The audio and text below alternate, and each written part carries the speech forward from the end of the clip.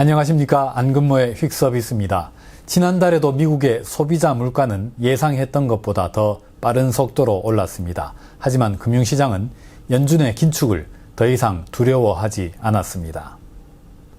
지난달 미국의 소비자 물가는 전달에 비해 0.5% 올랐습니다. 예상치 0.4%를 웃도는 상승 속도였습니다. 미국의 물가는 4개월 연속해서 예상보다 빠른 오름세를 기록하고 있습니다. 다만 2개월 연속해서 상승 속도는 둔화하고 있습니다. 보시는 그래프는 미국 중고차 가격을 지수화한 것입니다. 전례가 없는 폭등세가 계속됐습니다. 12월 한 달 사이에만 3.5% 더 올랐습니다. 12월 소비자 물가 상승률 0.5% 중에서 3분의 1은 자동차 가격이 오른 데서 비롯됐습니다. 하지만 중고차, 식품, 에너지, 주거비 등 유별나게 많이 오른다는 항목들을 빼고 보더라도 미국의 물가는 이렇게 가파르게 꺾여서 계속 올라가고 있습니다.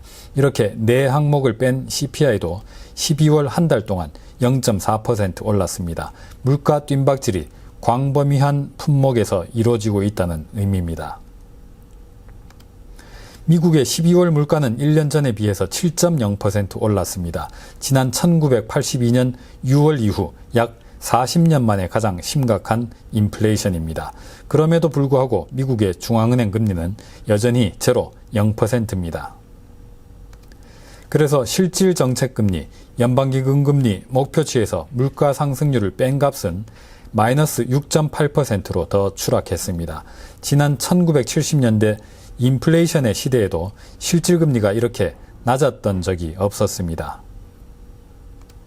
그러나 시장의 반응은 달랐습니다. 연준 통화정책 전망을 입체적으로 반영하는 미국 국채 5년물 수익률입니다. 12월 CPI가 발표되자 5년 만기 금리는 즉각 하락세로 반응했습니다. 그 뒤로 좀 반등하기는 했지만은 한참 동안 고개를 들지 못했습니다.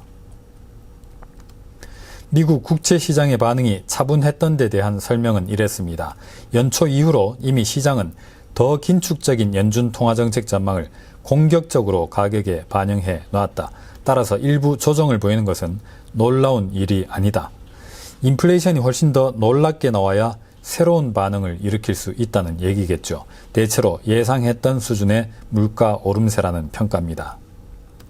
실제로 선수들은 국채를 이미 대대적으로 팔아놓은 상태입니다. 보시는 그래프는 JP모건이 미국 국채를 거래하는 고객들을 대상으로 매주마다 조사한 결과입니다. 롱 포지션이 숏 포지션보다 34%포인트나 적습니다. 국채 매도 포지션 비중이 월등하게 높다는 얘기죠. 지금보다 더 크게 국채 매도로 쏠렸던 적은 금융위기 이후로는 지난 2017년 말 한 차례밖에 없었습니다. 연준의 매파적 전환을 더 이상 가격에 반영할 여지가 없다면 달러도 더 이상 강해지기는 어렵겠습니다. 보시는 차트는 주요 10개국 통화들에 대한 블룸버그 달러 인덱스입니다. 미국 12월 CPI가 발표되자마자 이렇게 자유낙하했습니다. 잠시 숨을 고르더니 다시 빠른 속도로 떨어져 내려갔습니다. 블룸버그 달러 인덱스의 일봉 차트입니다. 100일 이동평균선이 무너졌습니다. 지난해 6월 회의 때 FOMC가 점도표 금리를 인상하면서 긴축 사이클을 시작했죠. 그 당시에 뚫어냈던 100일 이동평균선이 이번에 결국 무너지고 만 것입니다. 밤사이 하락률은 작년 5월 이후 8개월여 만에 가장 컸습니다. 달러 가치의 절대 수준은 이제 2개월 만에 가장 낮은 수준으로 내려갔습니다.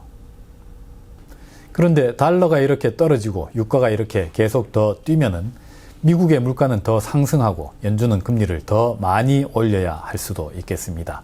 오늘은 여기서 마치겠습니다. 감사합니다.